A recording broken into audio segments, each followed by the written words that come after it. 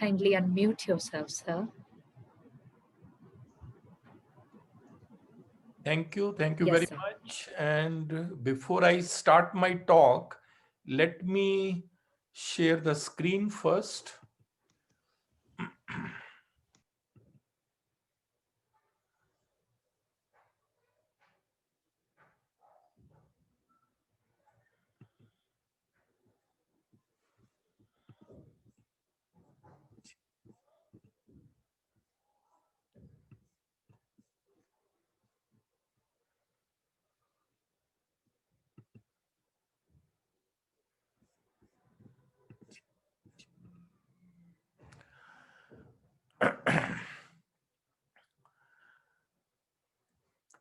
Thanks a lot for giving me this opportunity to deliver the keynote address. As a matter of fact, when I was asked to deliver the keynote address, there were many options open to me.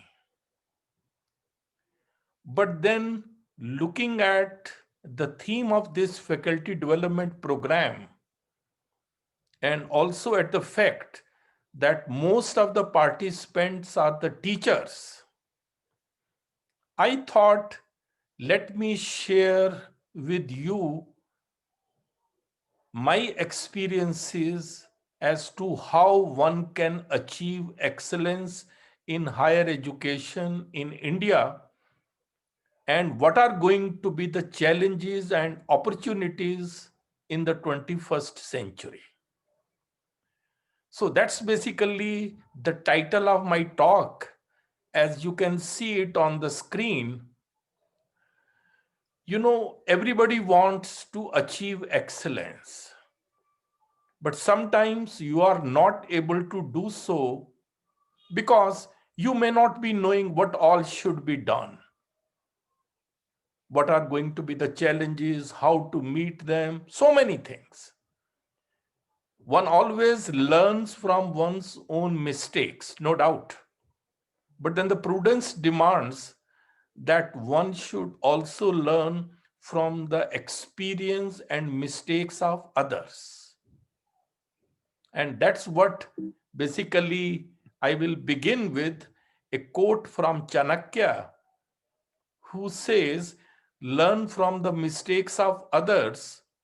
You can't afford to make them all on your own. So, with this, I will start my talk.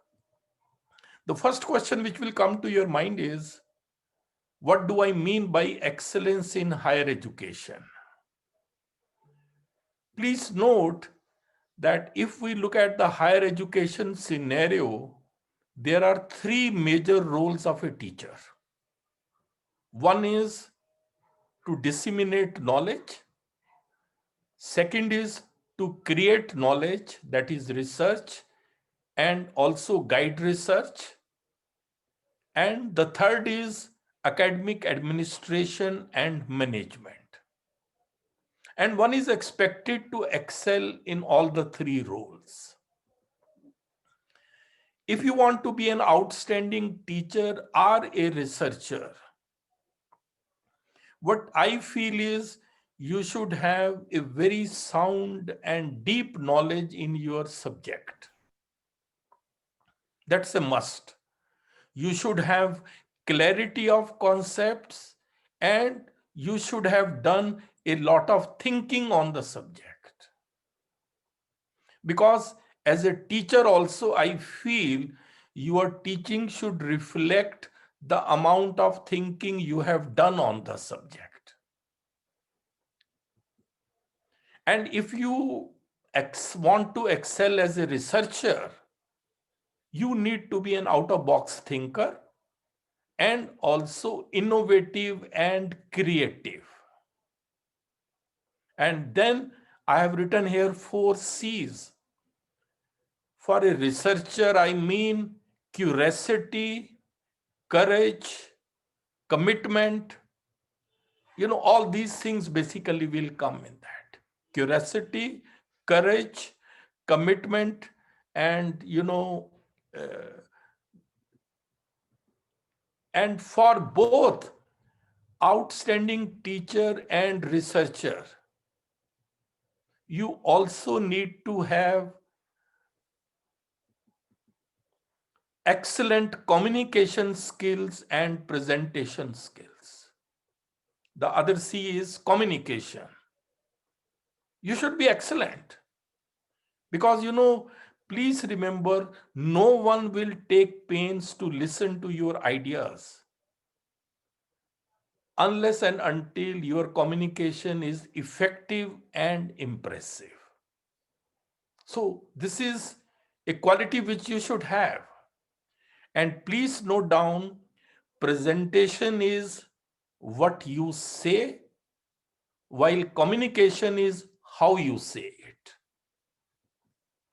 And please remember, and you will agree, that effective presentation can do wonders and captivate the audience. Having said that, you should also know how to manage your career in higher education, in any discipline. Career management is very important.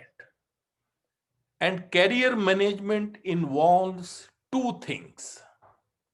One is career growth, and second is career development. See, career growth is when you strive for a higher position than your current position. That's the career growth. You are assistant professor, you want to become associate, or from associate to professor. So this is a career growth. So you focus on these goals and it is strategic. While career development means you help, or this program helps in improving the skills and talent within your current role. For example, this program is a faculty development program. This will tell you what are the various skills you need if you want to excel as a teacher. So this basically focuses on how to achieve this. And therefore it brings about a transformation in you. And please remember, career growth and career development go side by side. Once you have career development, it will help you in your career growth. So you should become the CEO of your career destiny. This is very important. And please remember one thing more. Even if you have all the qualities, sometimes you are not successful in life or in your profession just because you don't have the right personality. This is very important. It's said that 87% of all people fail not because of capability, but because of personality. So you also need to have the right personality for achieving excellence in your career. Let's now have a look at the current higher education scenario in India. You all know that as compared to 1950s, we have at present about 993 universities, 50,000 colleges, 1.4 million teachers, and 37.4 million students. By any yardstick, there has been a considerable progress, and India is one of the third largest system of higher education in the world. We have at present 230,422 PhD students. And out of this, about 19.4% are pursuing PhD in science. And in sciences, chemistry is followed by physics, mathematics, botany, etc. And one thing more which you need to know is that there is a serious gender gap in science. According to the UNESCO report of 2018 on women in science, only 28.8% of the researchers are women. And in India, this number drops to just 13.9%. So we have to ensure that more and more women come to higher education and then also in sciences. That is why, this year on the National Science Day, government created 11 chairs after 11 female scientists, which will be filled by women. This was basically to inspire the women. And these are the people in whose names these chairs have been created. One more thing which you have to keep it in mind is the poor world ranking of our institutions. The latest QS rankings of 2021 show that the highest position which any Indian institute gets is IIT Bombay with 172 position.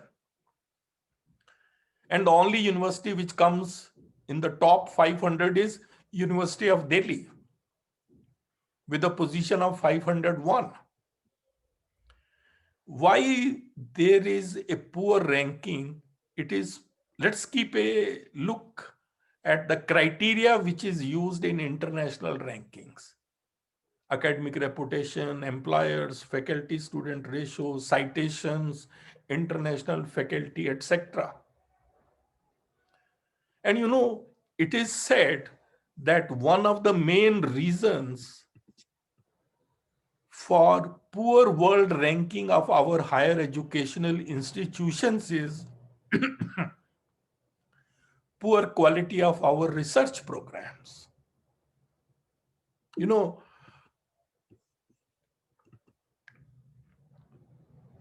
Under the new education policy, a national research foundation is being created, as you know that.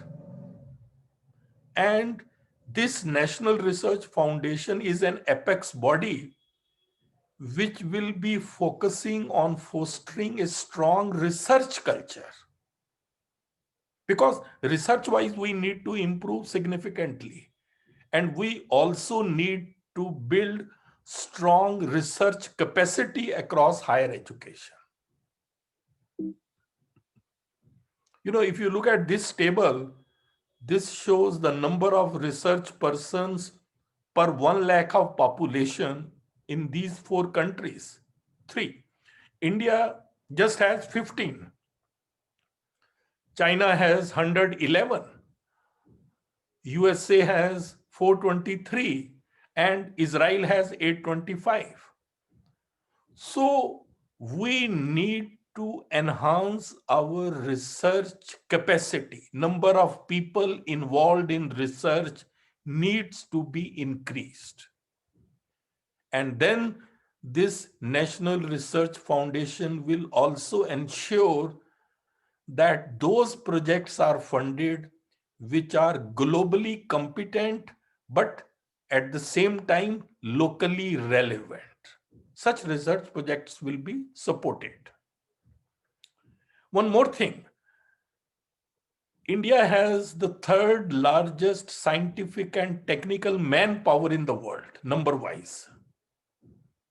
Even if you look at the scientific publications, India is number 3 after China and United States, as you can see here.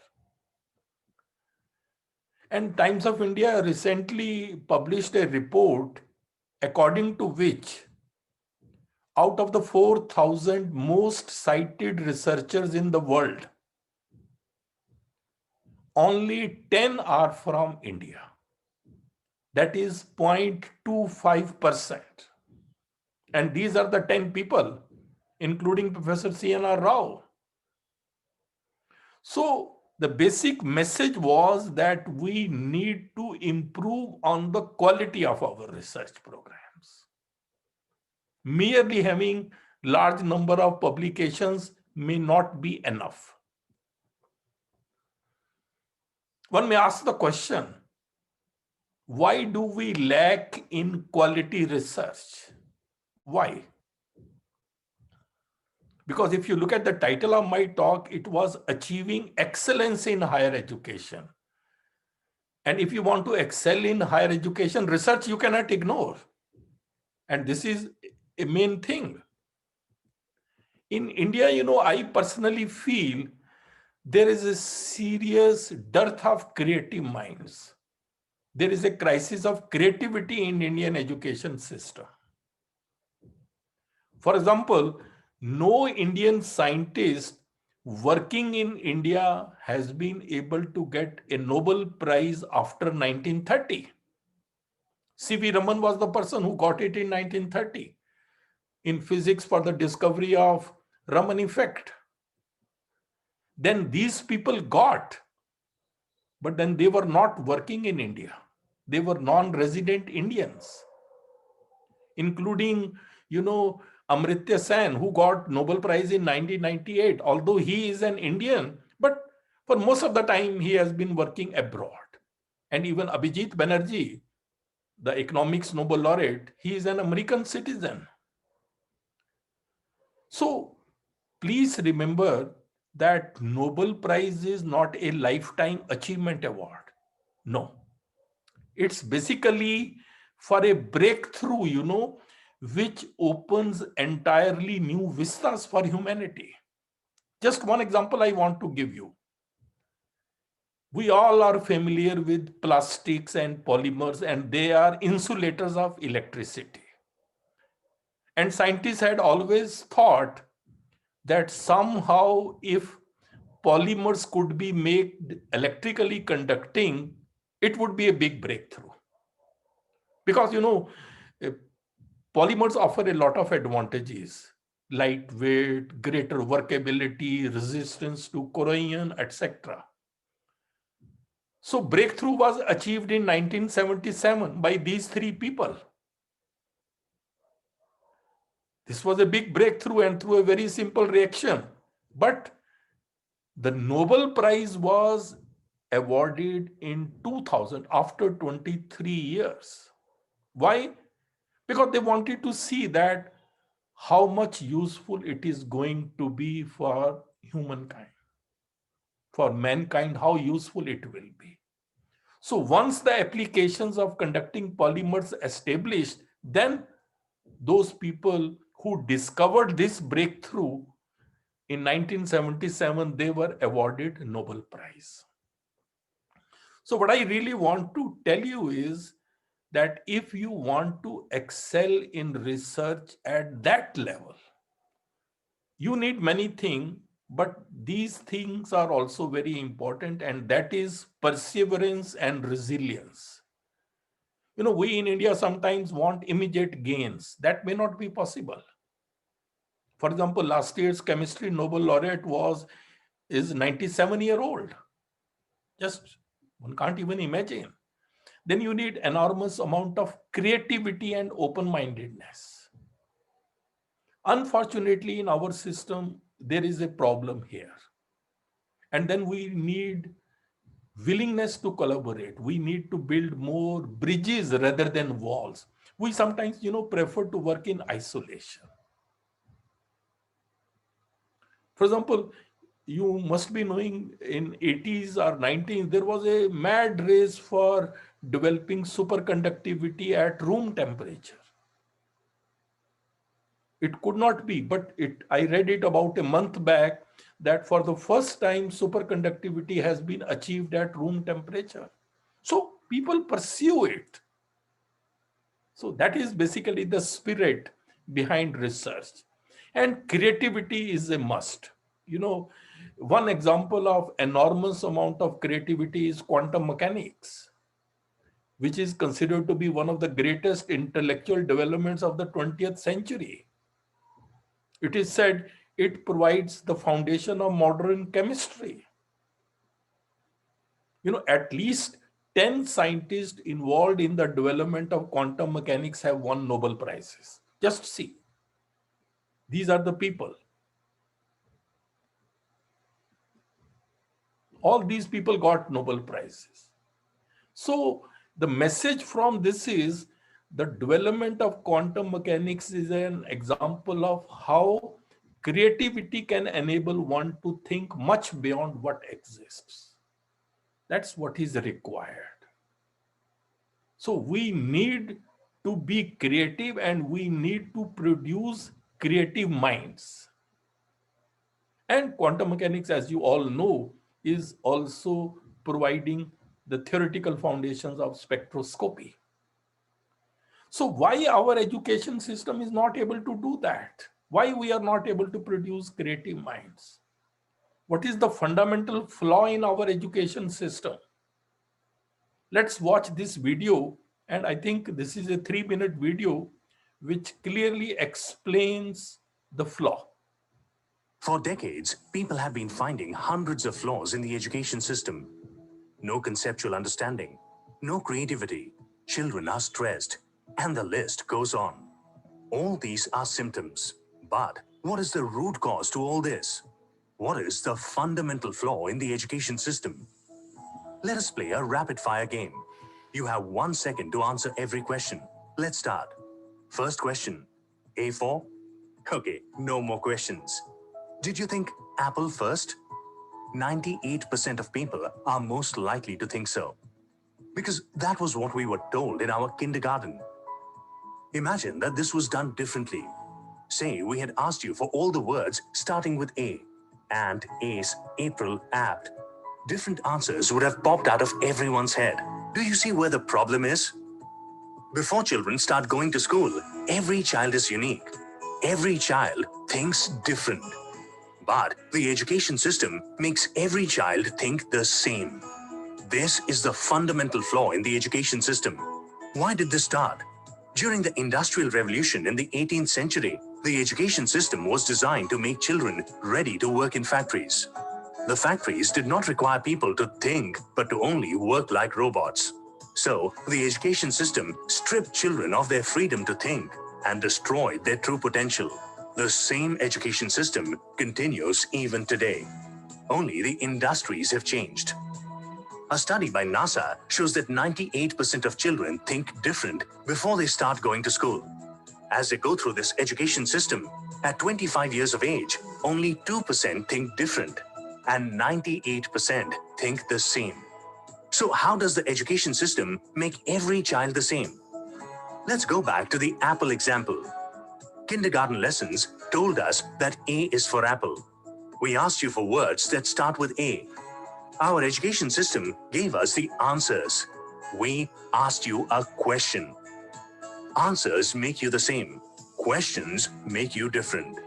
Right from kindergarten, the education system keeps giving answers. Instead of asking children how plants make food, the science teacher gives you the definition of photosynthesis. Instead of asking them to describe the sun, the teacher tells them that the sun is a ball of fire at the center of the solar system. Through their years in school, children lose the capability to think on their own. Whether it is their choice of career or their relationship or any situation in life, they become.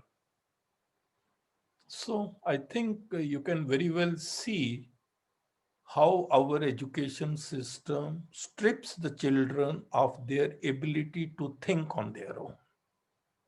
And I think it's a big damage the way we teach. We need to change ourselves. Our education system does not encourage thinking, innovation, and creativity amongst our students. Please note, students may be 25% of our population, but then they are 100% of our future. Education is not the learning of the facts and then reproducing in the examination. It's the training of the mind to think. We need to teach our children how to think and not what to think. And without creativity, there cannot be any progress, and we will be forever repeating the same pattern. And please remember, creativity is not an injection which you give to someone. You have to create an appropriate environment for curiosity, and a way to encourage people and get the best out of them. It's said curiosity is the seed of creativity. So we need to encourage our students to become inquisitive. And without creativity, you cannot innovate, and without innovation, we cannot advance. So this is one serious problem with us. So we need to work on that. Besides that, there are some other challenges in the 21st century before us. One challenge is the growth of knowledge.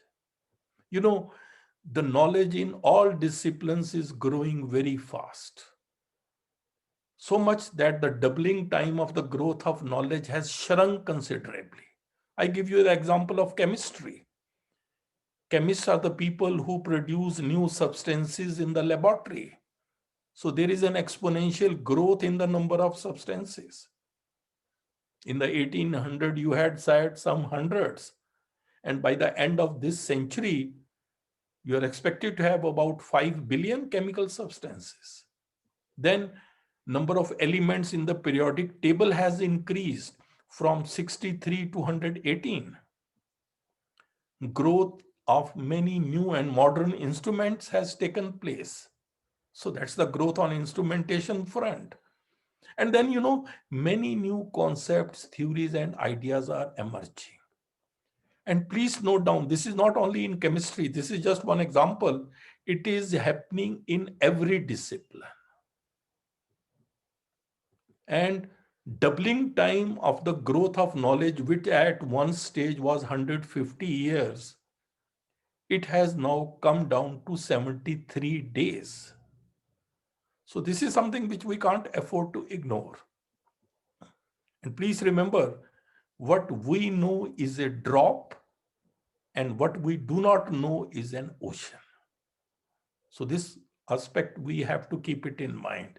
And because of this growth of knowledge, research in frontier areas is becoming very challenging because literature is increasing.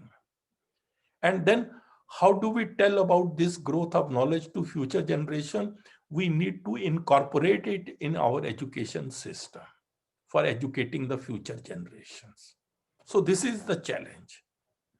Another challenge is that we need to bring about some reforms in our education system in the country. Even the new education policy says that our syllabi need to be made light. Core essentials should only be included. And since the knowledge is growing very fast, we need to have light but modern syllabi. It's going to be a problem in future as to what to include and what not to include. But we will have to have light syllabi so that there is ample time for the students to think on them. Otherwise, what will happen? There will be a gap between what is learned and what should be learned. And this later on affects the research outcome. Second component is teaching learning. As I said, unfortunately, we focus on examination, rote learning, and scoring high marks. This is today's reality. In every discipline, everybody wants to score 90 plus marks. A student's mark sheet has become a prestige sheet for the family, but a pressure sheet for the child. Nobody asks the child, what have you learned? They will ask, what's your score? How many percentage? Oh, good, good. I don't say that those who are getting 95 plus or others, they are not bright, but may not always be true. Then, our experimental work is poor.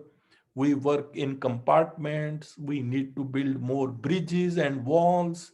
And especially if you are a science student, we need to focus on interdisciplinarity because science is a systematic study of reality. And different branches of science, chemistry, physics, biology, they are all dealing with some part of reality. This is a man-made compartments. But we should not teach all of these things in isolation. They have a bearing on others. And the third thing which needs reforms is we need to transform the culture of assessment. It is said assessment drives learning. The way you assess your students will start learning in that way. So this is a good way to enhance the quality of education, and many countries have done so. But in all these things, teacher plays a very important role. So you should play a very important role in changing the system of assessment. We need to make assessment process more scientific to encourage multiple skills of the students. Without that, it will not be possible. CBSE decided to revamp class 10th and 12th board exams pattern from the year 2020 because they were feeling that ultimately we are producing rote learners. So now there will be more questions, analytical, less scope for rote learning. So thinking is changing, but I think it's already very late. What a student needs for success in the 21st century is, of course, disciplinary knowledge and skills, but skilled communication, then out-of-box thinking. And out-of-box thinking cannot be nurtured overnight. It is a habit which needs to be built from childhood. Critical thinking, problem-solving skills, sense of inquiry, then data analyzing abilities. You have to be a team player, digital literacy, ethical awareness, lifelong learning attitude. So all these things need to be imbibed in the students. And who can do? Teachers. So, you have to be prepared for all that. So if you have to excel as a next generation teachers, you have to be trained in doing all these things for the students. And another challenge is you need to embrace technology and become tech savvy. This is another challenge. ICT, you all agree, is going to play a major role in enhancing the quality of education in the 21st century. What is ICT? ICT is an umbrella term that encompasses all communication technologies that provide access to information. Internet, wireless network, satellite, all will come under ICT. And ICT is impacting all areas of higher education. This very well summarizes ICT in higher education. It is affecting teaching and learning in the form of e-learning and MOOCs. It is helping in the revision of syllabi through email, discussion forum, etc. It is helping in research through electronic databases. And then even ICT is changing the way professional development used to take place. Online professional development is becoming very popular, ARPIT programs. So e-learning and MOOCs, everybody knows. Under Digital India initiative, so many MOOCs have been developed. Our Center for E-Learning has developed almost 50 MOOCs, the maximum by any institute in the country. And all these MOOCs are uploaded on this SWAYAM platform. As per the latest reports, or more than 2,000 courses have been uploaded on SWAYAM platform. SWAYAM is going to be something like ATL, anytime learning for MOOCs, just as we have ATM for money. Then ICT is coming in the professional development of higher education faculty. And these ARPIT program, ARPIT is annual refresher program in teaching. These programs focus on the latest developments in the subject, new and emerging areas. Then pedagogical innovations and methodologies for transacting curricula more effectively. And this Guru Angad Dev Teaching Learning Center is also the National Resource Center of Chemistry, as Dr. Vimal pointed out. And we offered Arpit program 2018, then Arpit in 2019, and now we are again repeating it. And just this, what this 2-minute video, this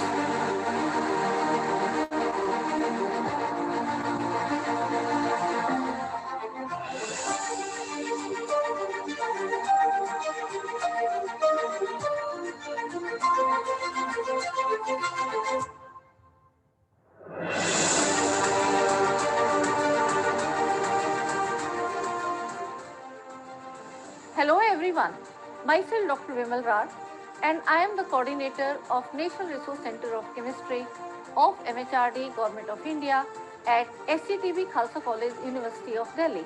And myself, Professor A.K. Bakshi. We welcome you all to the ARPIT 2019, which is going to provide you a unique opportunity to learn as per your convenience.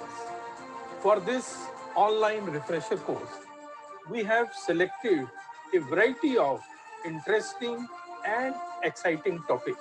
So that these are useful for all the UG and PG chemistry teachers of our country, irrespective of their specialization. Let's have a look at the variety of the modules which have been developed with the help of leading experts from all over the country. To begin with, we will have a special module as Chem News, which will bring the latest news to you from the world of chemistry. The modules entitled Chem Talks will focus on the latest developments as well as new and emerging areas of chemistry. In the Chem Safe Lab modules, we will focus on various measures to be taken to prevent accidents in our chemistry lab. In the module on Chem Nobel Laureates, this time we will be focusing on life and contributions of Ernest Rutherford. Through the modules titled Chem Pedagogy, we will highlight on improving curriculum development and question paper setting. You will all agree that there are many difficult topics in chemistry. In the modules entitled Chem Simplified, we will take some of these topics and explain them in a very simple way. To commemorate 150th anniversary of periodic table in 2019, we have introduced in this course one module entitled Chem History. Another interesting module of this online course is going to be Chem Industry, in which this time the focus will be on pharmaceutical industry and career options for our chemistry students. In the Chem Error module, we will explain the correct usage of the SI units. There are going to be some other exciting modules as well, like Chem Misconceptions, Chem Applications, Chem ICT Tools, and Chem Quest. We request all the higher education chemistry teachers of the country to enroll in this online refresher course. Anyway, so this introductory video of Arpit 2019 chemistry was amongst the best in the country. So you can see how technology is changing the face of higher education. At the end of the And another thing which is happening is that with the help of ICT, new pedagogical innovations have come. See, we normally teach by talk and chalk method. This method, of course, is quite good, but then it has some limitations. It is a teacher-centric approach, mainly a monologue method, many complex concepts you cannot explain on the board. It presumes that all students learn in an identical fashion. That may not be true. You can't solve many problems in the class due to the paucity of time, then it is slow and time consuming. But with ICT technology, new pedagogies have come. And the one which is becoming very popular is flipped learning. See, in the traditional model, A teacher delivers a lecture and then gives some homework activities to the students. But in the flipped model, the teacher gives students a short video to be watched at home. Student watches it once, twice, note down what he or she has understood, what they have not understood. And then next day in the class, this video is discussed with the students in the presence of teacher. So it is a flipped model. See, the best way to understand this is this. You can see that in the traditional model, as you can see here, remembering and understanding is done in the class because teacher is introducing the topic first time. And then the higher order thinking skills, applying, analyzing, evaluating are done outside the class. But in the flipped model, remembering and understanding is done at home from the video which the teacher gives. And then these higher order thinking skills, applying, analyzing, evaluating, creating, these are acquired by the students through discussion with other students and teacher in the class. So it's a flipped model. So it's a new, skills you have to acquire. And I'm sure there is going to be a talk in this faculty development program on flipped model also. And this was my article on flipped classroom in the Times of India recently. This was in Education Times. And this was also another article about flipped classroom, why it is so important for 21st century learning needs. So ladies and gentlemen, what I really want to tell you is that if we teach today's students as we taught yesterday's, we are going to rob them of tomorrow. Therefore, we will have to change. And that's why in this program, you will be told about the various skills for your new roles in future. We are approaching the time when we need technology in every classroom and in every student and teacher's hand, because it is going to be the pen and paper of our time, and it is the lens through which we experience much of our world. And one more thing which you need to keep it in mind is that the roles of the teachers are going to change now. I told you in the first slide, disseminating knowledge, doing, creating knowledge, etc. But here now you will have to be tech savvy teachers in ICT skills.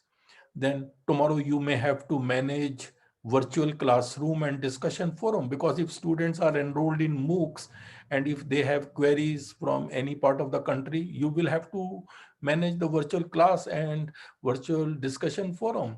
And you should also be proficient in the development of e-content and MOOCs.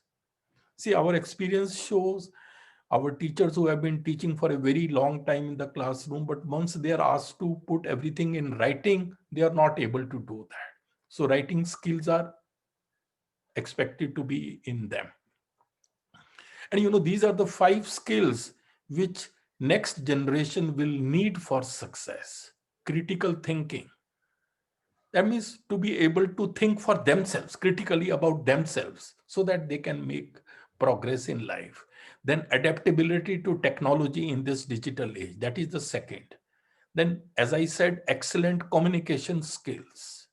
And then you also need cultural understanding, because now world is a global village, so that you are able to have a better interaction and collaboration with others. So cultural understanding is also a skill which you need to have. And then you also need to have initiative and drive to compete. Without this, you will not be successful, because in future, the competition is not going to be only with your country people, but at the global level. So it's a much wider space for you to compete. And then, another challenge is India and Education 4.0.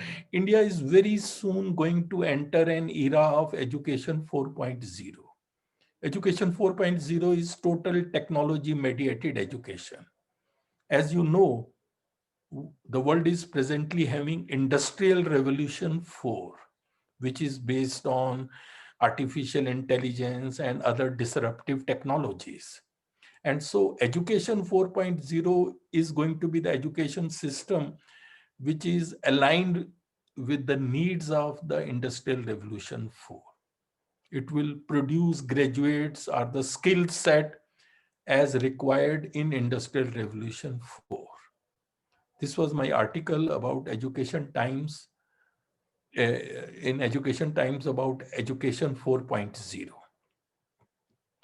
These are going to be the technologies of the future: artificial intelligence, robotics, virtual reality, Internet of Things, etc. See, what I mean to say is technologies are also going to change. ICT was different and the things changes it brought about, you have seen. But in future, even these technologies will come, and rather they have already come, and they will also change the education scenario.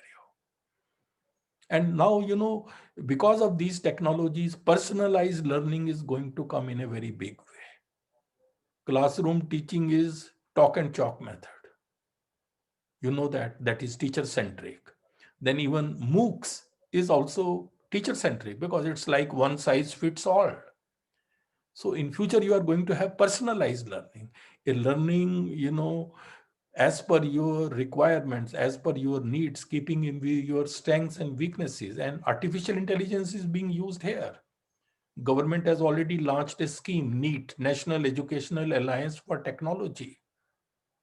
In this scheme, artificial intelligence is being used to make learning more personalized and customized as per the requirements of the learners. So just see, imagine how the things are going to change. So if you really want to excel in higher education, you will have to be prepared for all that. Artificial intelligence is also going to come in examinations in a big way. Adaptive assessment. We will have machine set question paper, algorithms, replacing mentors. Exams may be tomorrow at your doorsteps. Digital invigilation will replace physical invigilation and digital attendance, all these things. So you can see how the scenario is changing. It's a good report. Tomorrow exams may move to your bedroom, but the invigilator would still be watching. There will be an artificial intelligence proctor which will keep a watch on your movement. And the image recognition technique will ensure that the right person is appearing for the examination. So, okay. So, all this, nobody would have imagined, looks like a magic. And there is a question which must be in your minds, that will technology replace teachers? Only thing which I would say is technology won't replace teachers, but teachers who use technology will probably replace teachers who do not. So prudence demands that you embrace technology and become tech savvy. And I'm very sure in future we are going to have digital curriculum, which will be introduced at all level, in all classes, with a focus on digital skills, competencies, and fluencies. So that when the students come out of the education system, they are already tech savvy. They know everything. This is going to be that important in future. Please remember, technology in education is a journey and not a destination. Therefore, never stop learning. That's the message which I want to give. And one more thing which I want to tell is, if you want to achieve excellence, the role of academic leadership of your institution is also very important. Without the appropriate leadership, the institution is like a ship without a rudder. It will become directionless and ultimately sink with all the passengers. So leadership has a very important role to play. And a leader is one who knows the way, goes the way, and shows the way. Everybody has some gifts and talents.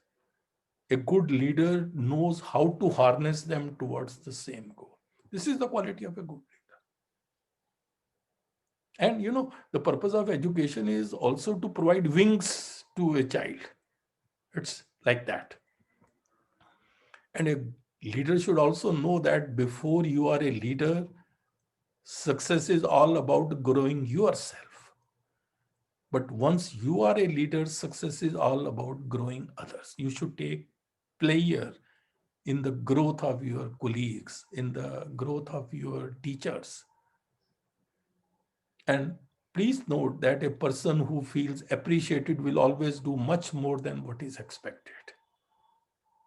That means it's a psychological treatment. Just appreciate the people and then he or she will come out and give the best. So now I come to the last point, that when these are the so many challenges, I've told you all the major challenges and how the education scenario is going to change in the 21st century. Then how to excel? I will just tell you, these are the things you need: sound knowledge, clarity of concepts, pedagogy, the art of teaching, creativity and out-of-box thinking with 4 C's, communication and presentation skills, tech-savvy skills, writing skills, and proactive personality. Proactive personality can do wonders to your growth in the career. So I will give you some of the tips from my own experience, which can be helpful to you. First of all, proactive, I mean the person who prevents problem before it occurs. Reactive personality is the person who reacts to the problem after it arises. So you have to be having a proactive personality traits. Most important is self-belief. Believe in yourself. Yes, I can do this. It said a bird sitting on a tree is never afraid of the branch breaking because her trust is not in the branch, but in her own wings. So without self-belief, without self-confidence, you cannot achieve success. Keep this in mind. Second is self-discipline. You should be able to master your thoughts. You should have a control, self-control. This is something, which disturbs everybody. You should have a control, because there's nothing in this world that can trouble you more than your own thoughts. Yes, it's true. So then you should also work hard sensibly. There are many teachers, many people who are very hardworking, but without a strategy. That's not. Direction is more important than speed. So you should work hard very sensibly, because this time will never come back again. And then you should also have the growth mindset. Because as I said, nothing can trouble you more than your own thoughts. And the heaviest burdens that we carry are the thoughts in our head. They don't let you live peacefully. So please control that. Look at this small video. This is, I think, 1 minute video, but it conveys a lot. How heavy is this glass of water? Melissa, would you care to answer? 8 ounces, 12 ounces? 16 ounces. The absolute weight of the glass doesn't matter. It depends on how long I hold on to it. If I hold it for a minute, nothing happens. If I hold it for an hour, my arm will begin to ache. If I hold it all day long, my arm will feel numb and paralyzed. Well, the weight of the glass hasn't changed, but the longer I hold on to it, the heavier it becomes. The stresses and the worries of life are like this glass of water. If you think about them for a little while, there's no problem. Think about it for a little bit longer, it begins to hurt. You think about them all day long, and you'll feel paralyzed, incapable of doing anything. Always remember, put the glass down.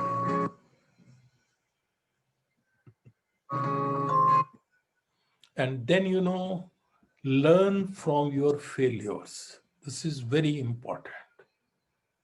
But before that, you overcome the fear of failure.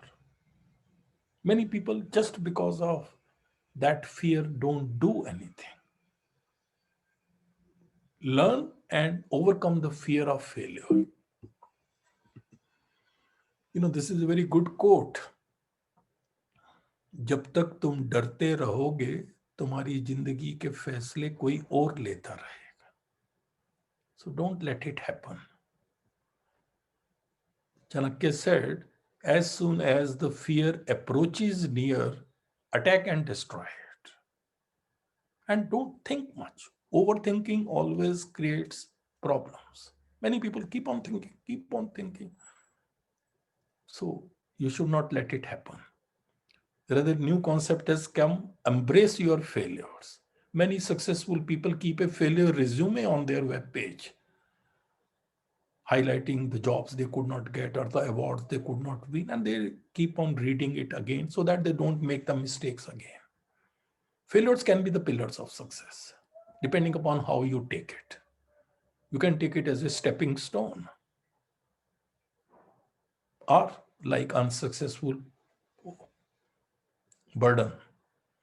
Your attitude towards failure determines your altitude after failure. And then another quality which I want you to have is you should come out of your comfort zone if you want to achieve excellence. Life begins only when you're outside the comfort zone. Many people are not. They prefer to remain in comfort zone. Oh, I'm getting good salary. My husband, my wife getting good salary. Children are well set. Why should I work? So that's the end of your growth. You should step out of that. Anger, control your anger. Anger is a normal emotion. Everybody gets angry, but how you deal with anger, therein lies the secret. It said, if you are very angry, count out to 10. And if you are very, very angry, count out to 100 before you speak anything. Things will cool down. Worries. Worry is as I said earlier, worry is a misuse of imagination. We sometimes suffer more in imagination than in reality. So overcome that. And you will realize later on in life that you worried so much about things that never actually happened. And then one more thing I would advise is arrogance. Don't let it come to you. Sometimes a small success goes into the head and a person becomes arrogant. No, don't let it happen. This is a good quote. कभी किसी चीज का घमंड आ जाए तो शमशान का एक चक्कर लगा आना, तुमसे बेहतरीन लोग वहां राख बने पड़े. Remember that you are dust and to dust you shall return. What I want to say is, this is the performance formula. Your performance is always equal to your potential minus interference.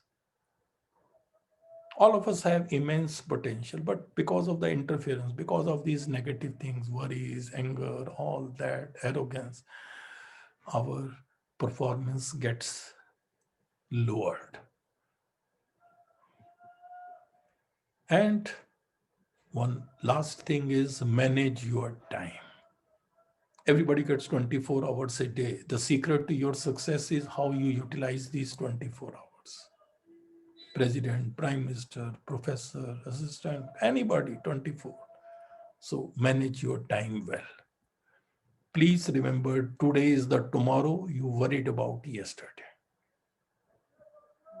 And it won't be wrong if one says that time management is ultimately life management. Even if you have not been doing, we were never doing, we learned in our life. That's what I said in the beginning. You can learn from our mistakes or from our experience. वक्त दिखाई नहीं देता, मगर दिखा बहुत कुछ देता है. See, Corona, what it is showing. Nobody would have imagined that such a crisis would come. We will pass through such difficult times.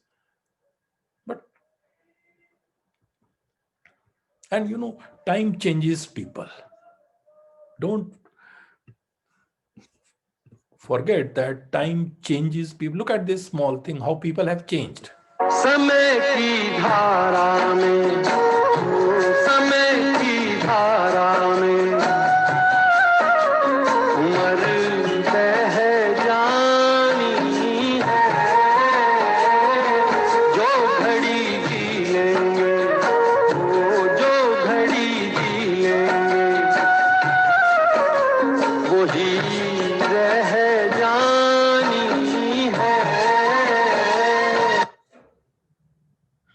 These were all big people with mass following. But see how time changes people.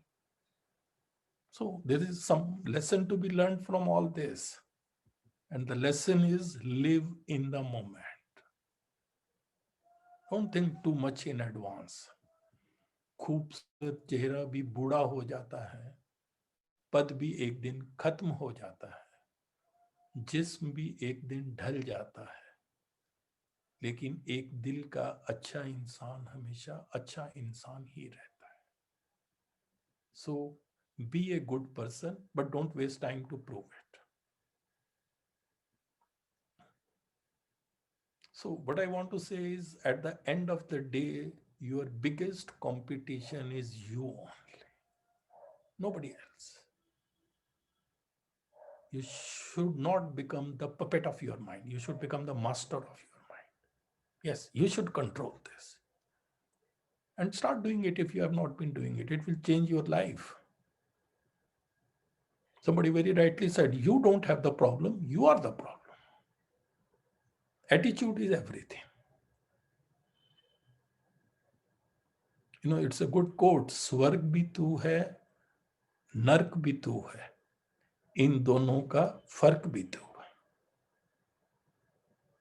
जिंदगी छोटी नहीं होती है, लोग जीना ही देरी से शुरू करते हैं. जब तक रास्ते समझ में आते हैं, तब तक लौटने का वक्त हो जाता है. सुनो गजर क्या गाए, समय गुजरता जाए, और दिन वाले भोर भोले भाले सोना ना होना ना. सुनो गजर क्या गाए, समय गुजरता जाए. जीवन कहीं भी ठहरता नहीं है, जीवन कहीं भी ठहरता नहीं है. आंधी से तूफान से डरता नहीं है. तू न चलेगा तो चल देंगी राहें.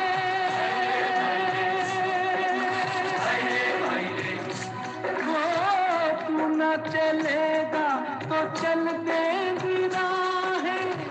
मंजिल को तरसेंगी तेरी निगाहें. तुझको चलना होगा, तुझको चलना होगा, तुझको. बंदी हैं हाथ पर सबके घड़ियां, मगर पकड़ में किसी के एक लम्हा भी नहीं. So ultimate message is, it's never too late to be what you might have been.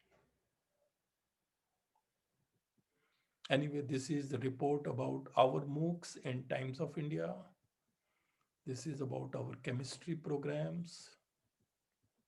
This is my article on SWAYAM platform in Times of India. This is my editorial on the world of e-learning. This is again about our work on end of talk and chalk regime. This is about online examination. This is about our work on UGC MOOCs in Hindustan Times. This is my article on why the Indian education system must focus on innovating its teaching approach in Education Times. This is in Times of India, using ICT creatively in higher education. This is about chemistry education in Education Times of Hindustan, Times of India. Chemistry education in the 21st century. This is the recent article, ICT for Quality Education in India. This is in a popular magazine called Science Reporter, published by CSIR. So this is all, that's all. Your feedback is welcome.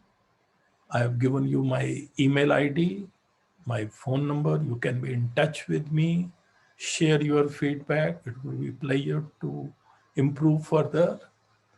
But what I wanted to tell you in this talk was what qualities you should have, how education scenario is going to change, what are going to be the major challenges ahead, in terms of growth of knowledge, teaching, learning methods, technology, education 4.0, academic administration, then how to make our students creative. All this ultimately lies in the hands of the teachers. You can be the change makers. Teachers are the change makers. And that is why I am sure this faculty development program will equip you to become an agent for bringing that change. So my best wishes to all of you. And I hope to be back sometimes in between for this program, but my best wishes. And I would like to thank Sister Bina Jose for her invitation to me to be a part of this event, to deliver this talk. She herself is a great chemist, as I have seen her academic credentials. For her age, she has achieved a lot, and a lot lies ahead. So my best wishes to her also, and thanks once again to the entire team. Thank you.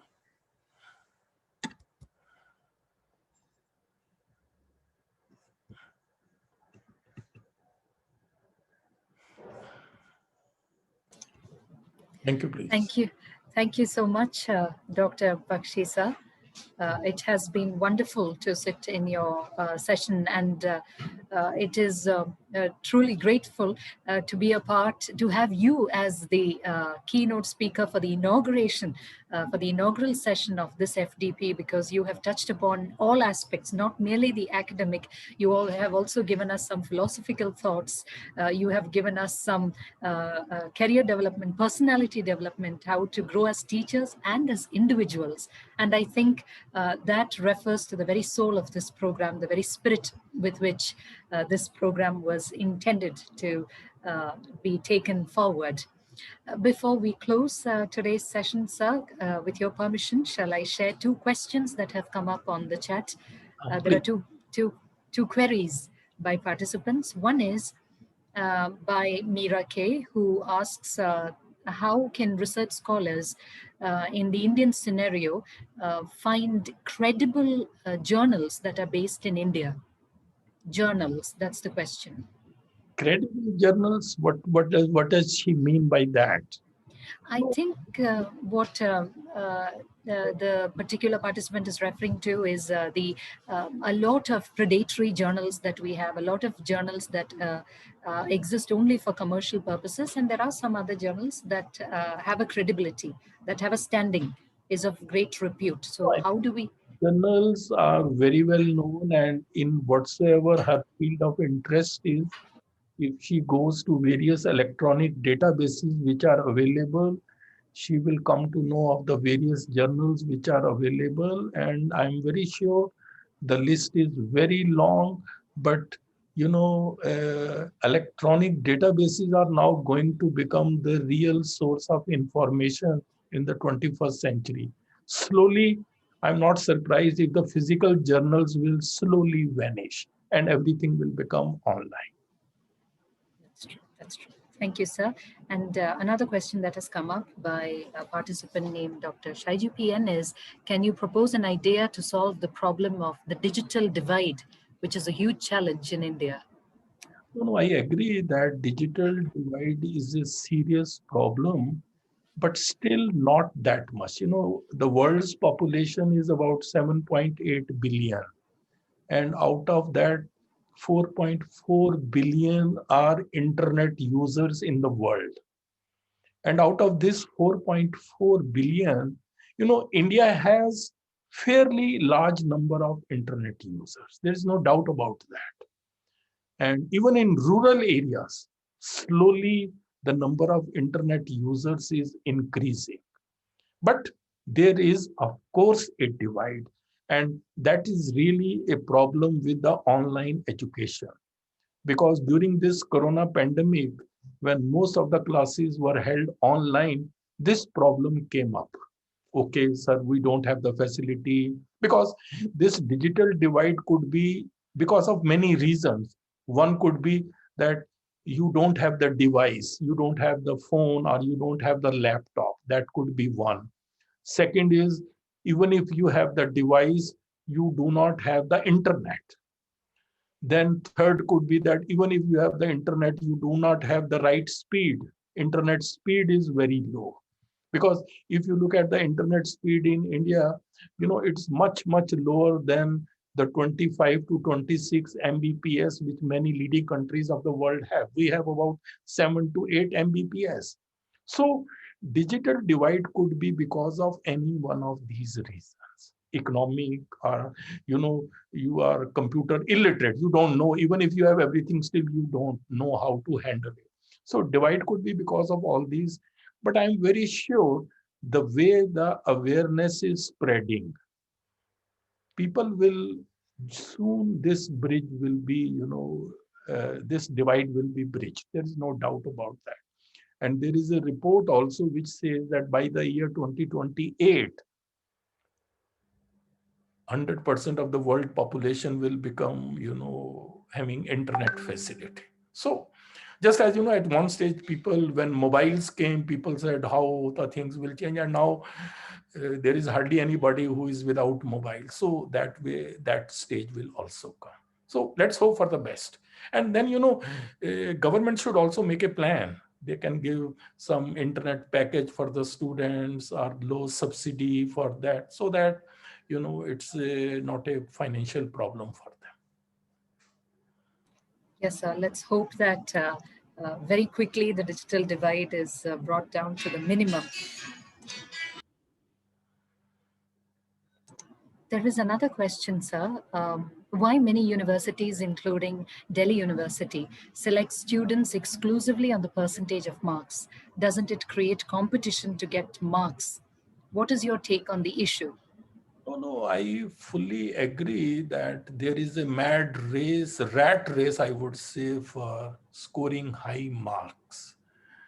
Nobody tests conceptual clarity, understanding of the subject. And then I think that is what I say, that we will have to change our mindset. We will have certainly to change our mindset. And I don't say that the percentage, but the way our percentage is and the way our examinations are, teaching, learning, and assessments are interlinked. If your teaching learning is memory based or rote learning focused, your examination would also be like that. That is why people are now talking about new pedagogies, which I said about flipped learning, which will focus on higher order thinking skills. In our present system of education, we at the most focus on remembering, understanding, and little bit application. Higher order thinking skills we don't touch. But once the flipped learning and other comes, higher order thinking skills are touched. But then assessments pattern should also change, keeping in view, this is called Bloom's taxonomy. So it has to change accordingly. So that is why I am saying even the new education policy says that we need to shift focus from rote learning to creative thinking, creativity, innovation, experiential learning, etc. But the roadmap is not there. How will you suddenly do it? Because the teachers who are in the system at present, they themselves are the product of old system. So how overnight will they suddenly change and start following the new path? That's a big question. You can't do that. So we have to focus on professional development of teachers.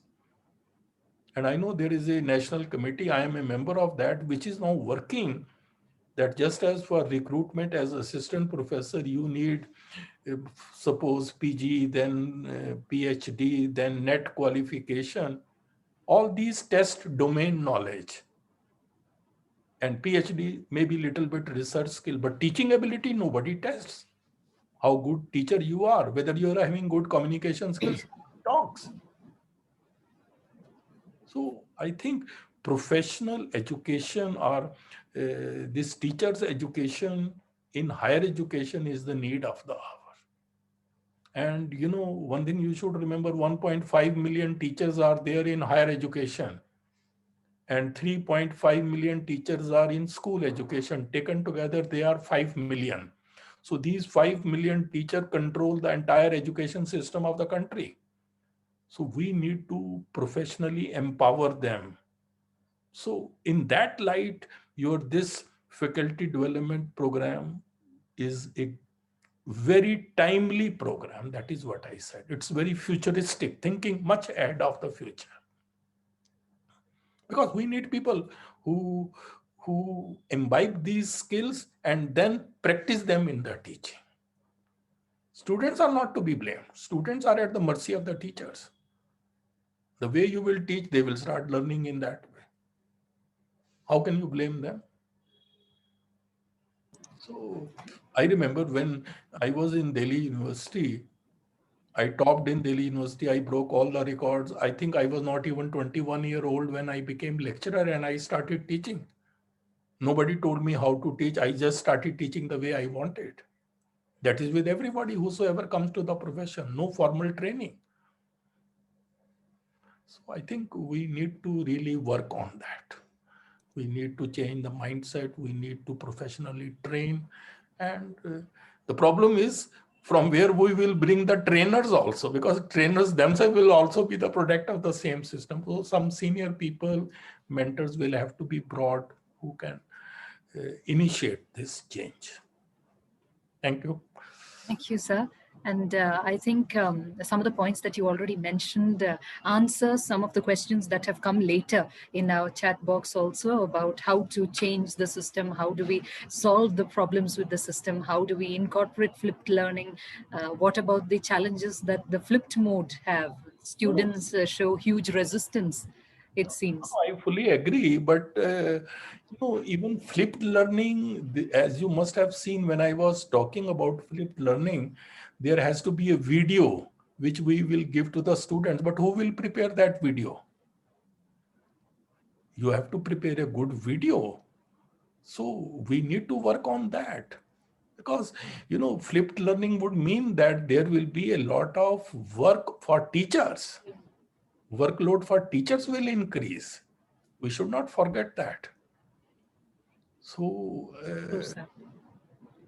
So I think, like they used to say earlier, we needed a lot of motivation on the side of students for good education. But today, I think we need equal or rather more motivation on the side of teachers to change the education system. And so I think that can be the concluding thought of our discussions. We do have... There must be many young participants who would be having big ambitions. They should know what are the challenges ahead in this profession. It's not going to be that easy. And if you really want to make it to the top, you should imbibe these qualities. Generally people say, the workload is very light. No, if you want to do, a lot can be done. Sky is the limit. Sky is the limit. So the purpose was primarily to tell you this, you have to do all that. It's not simply that. And even this faculty development program or refresher course, sometimes people do it only for the promotional purposes. That should not be the spirit. I would personally say that refresher courses should become compulsory for everybody, including assistant, associate, and professors, because knowledge is growing so fast.